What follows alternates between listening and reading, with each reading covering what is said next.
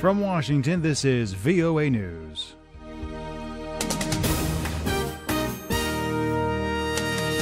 Hello, I'm Steve Miller. U.S. Secretary of State Rex Tillerson called for a return to civilian rule in Zimbabwe.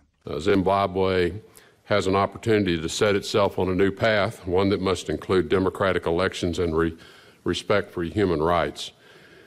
Ultimately, the people of Zimbabwe must choose. Tillerson's comments came as the 93-year-old Mugabe made his first public appearance since the military put him under house arrest earlier this week. The military has announced significant progress on talks for his departure and arrested some of his allies. A Belgian judge did not rule on a European arrest warrant issued by Spain against ousted Catalan President Carles Puigdemont, instead setting a December 4th date for the next hearing.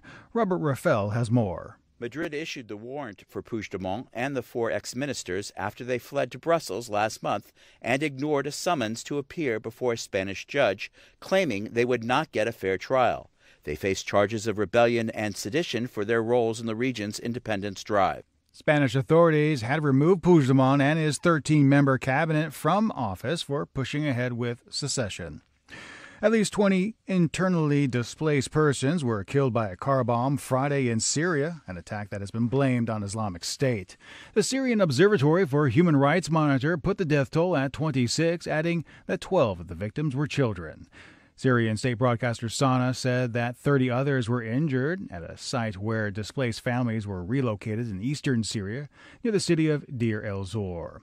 According to UN figures, 6.3 million Syrians are internally displaced as the country's civil war continues for the 7th year.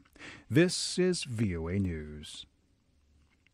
Philip Alexio reports that North Korea has ruled out negotiations with Washington as long as joint U.S.-South Korean military exercises continue, and said that Pyongyang's atomic weapons program would remain as a deterrent against U.S. nuclear threats. It's a statement similar to one that China made Thursday. Beijing called a dual suspension proposal to handle North Korea was the best option to reduce tensions. However, U.S. President Donald Trump disagreed. President Xi recognizes that a nuclear North Korea is a grave threat to China, and we agree that we would not accept a so-called freeze-for-freeze agreement. North Korea has said it needs to develop its weapons to protect itself from what it sees as U.S. military aggression. It also sees U.S.-South Korean military exercises as joint preparations for invasion. South Korea and the United States, which has about 28,000 troops based in South Korea, say their exercises are defensive in nature. Philip Alexio, VOA News.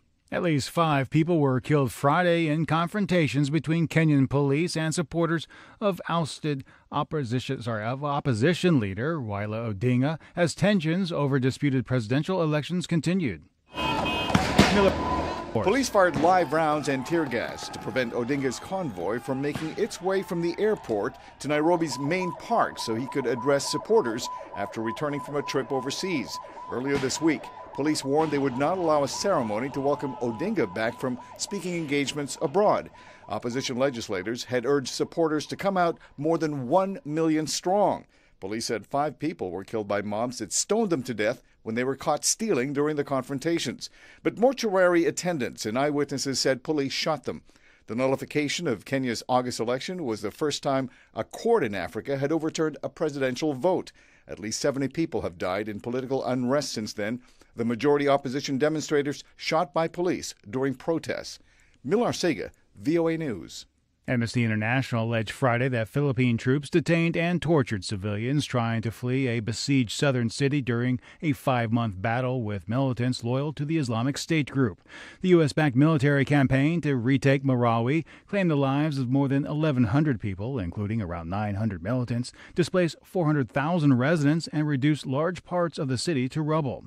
The United States sought election support for Cambodia with the promise of more concrete steps after the main opposition party to Prime Minister Hun Sen was banned. China said it supported Cambodia in following its own path, making no criticism of the government. From Washington, I'm Steve Miller. That's the latest world news from VOA.